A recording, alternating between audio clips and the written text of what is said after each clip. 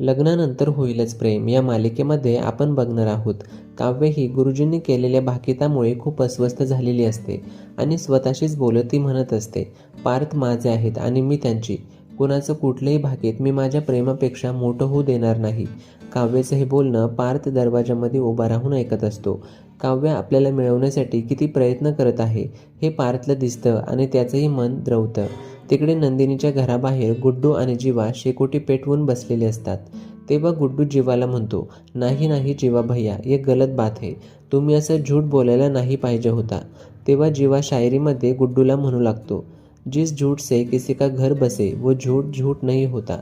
कारण प्रेमात आणि कारण प्रेमात आणि युद्धात सगळं कारण प्रेमात आणि युद्धात सगळं काही माप असतं. तेवढ्यात मागून नंदिनी येते आणि जीवाला मोठ्याने म्हणते, पण मी तुम्हाला अजिबात माफ करणार नाही. नंदिनीचं हे बोलणं ऐकून जीवा आणि गुड्डू लगेच जागेवरती उठून उभे राहतात आणि धक्क्यानेच तिच्याकडे पाहू लागतात.